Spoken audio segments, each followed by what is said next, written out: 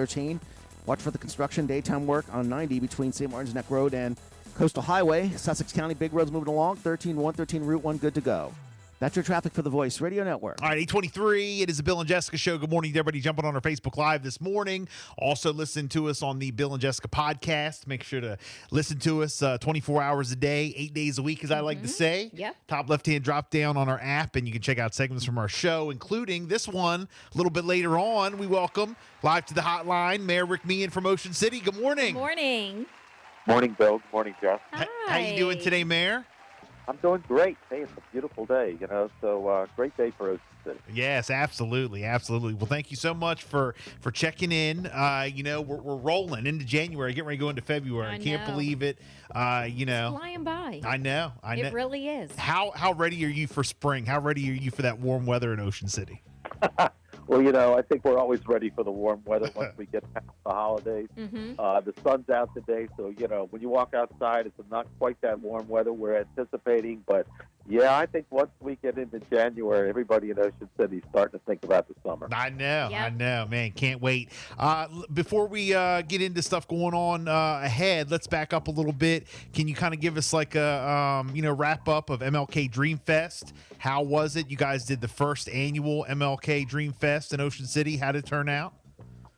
It turned out great. I think that Tom Palazzo and Special Events really did a great job planning a weekend. We've been looking to do something over MLK weekend for quite a while. It's a 3-day holiday weekend, and this was a perfect opportunity to do something at the Performing Arts Center. So 3 nights of entertainment. I mean, it was terrific with the B.B. King experience, then the Commodores experience, then it just spinners on Sunday. It was great entertainment.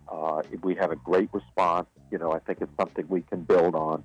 And, I think it's important, we were able this year to recognize and honor the music of that time period when, Dr. Martin Luther King was very active, in his pursuit of equality for everybody in this country. And I think every year we learn a little bit more about Dr. King and his importance, I think, to this country and to where we are today. So Yeah. Mm-hmm.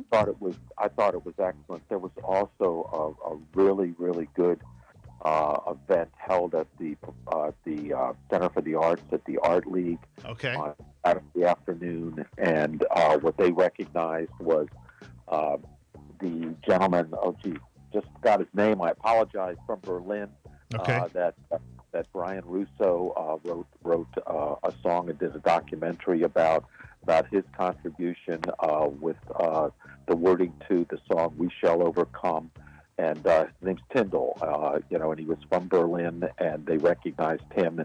And this was really a good story. There's a lot of things that are very interesting about that movement and about some of even the locals that were involved in that. And the Art League really did a great presentation on that on Saturday with a couple of films. So I'm hoping that we bring those maybe to the Performing Arts Center next year so that more people have the opportunity to really learn a little bit more about the history and others involved, during that time period. Nice. Well, the Performing Arts Center is just a great It's so nice. entity for Yes. Ocean City. How's it doing, honestly, business wise, as far as crowds go when you guys bring in the shows? Has it done okay so far? I mean, I hope it sticks around. Oh, well, it's not going anywhere, but it really, look, I think COVID set us back a couple of years, unfortunately, just as we were developing a schedule there. But over the last, 6 months, the number of events there has increased dramatically. We've Good. been having sell-out shows. Oh, good.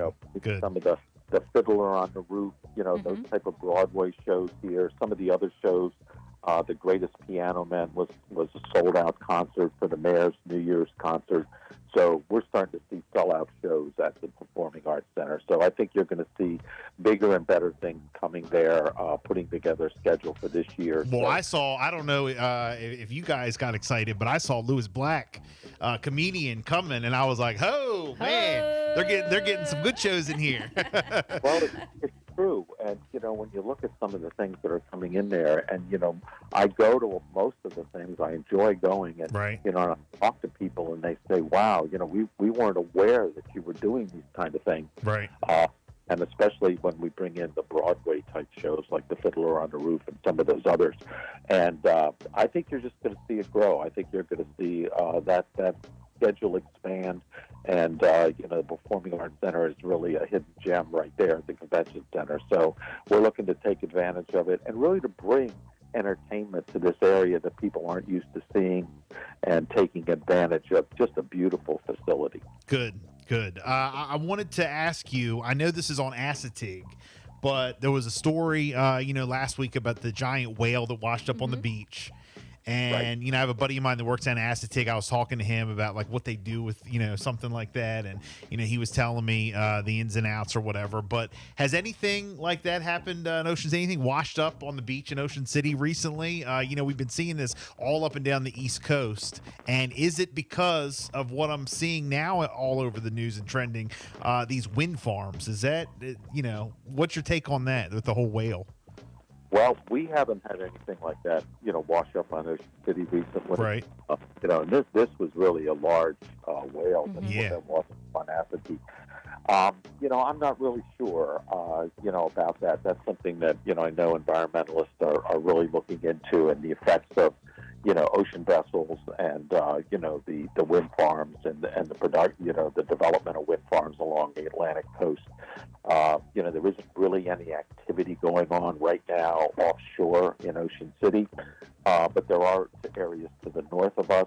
Whether that has any effect on the navigation of these whales or not, I guess is unknown at this point, but I think it's something that, certainly needs to be investigated. Right. I don't know if you know the story, and I'll tell you real quick, and I'm not going to be able to zero in on the exact year, but there was a large whale that washed up on the beach one time in Ocean City, and I'm going to go back to the 1930s, I believe. Okay.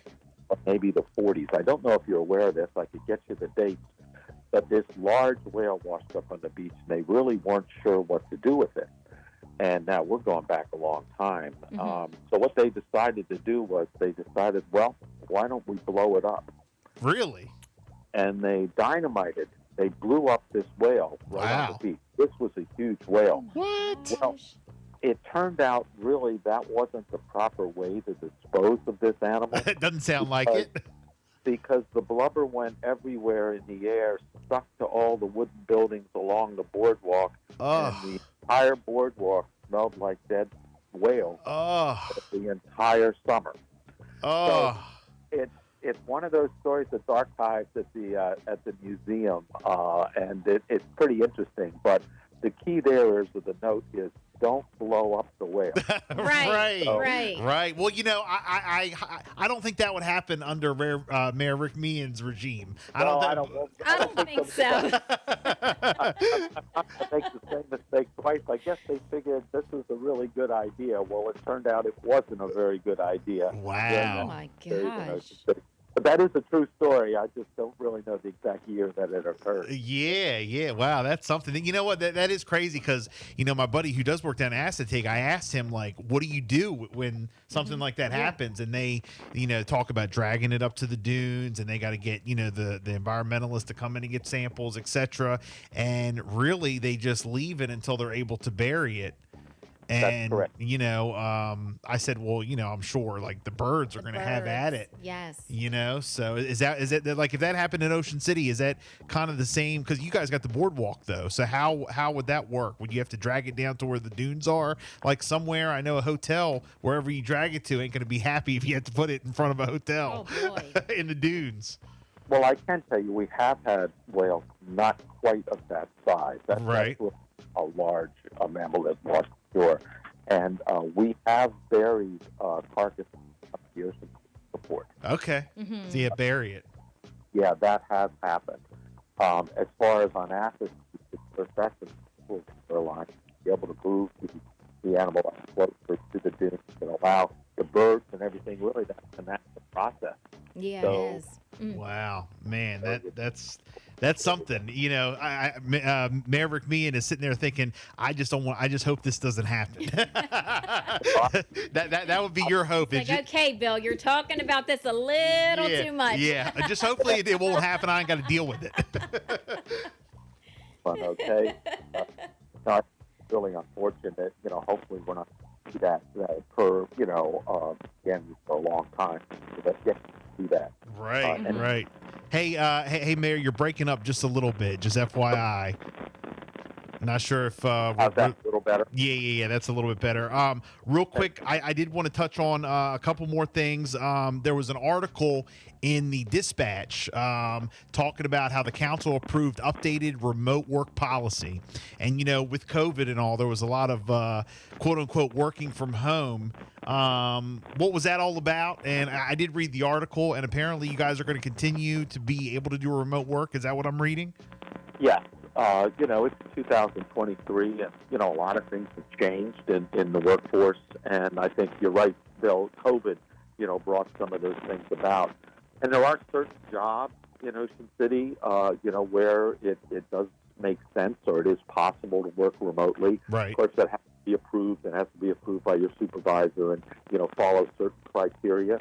But we do have individuals already, you know, that work in IT and other departments where they can work remotely during certain periods of the week. Mm-hmm. And so we're allowing that to be done. Okay. Most of our jobs in Ocean City are all hands on deck kind of jobs, you know, where you got to be there and you got to be outside and there's so many things that need to be done physically. But there are those situations, and we want to make sure we can accommodate and make sure that, you know, we're able to hire the best people that are looking for something like that, Right. you know, when they're searching for a job. So we are going to continue that policy.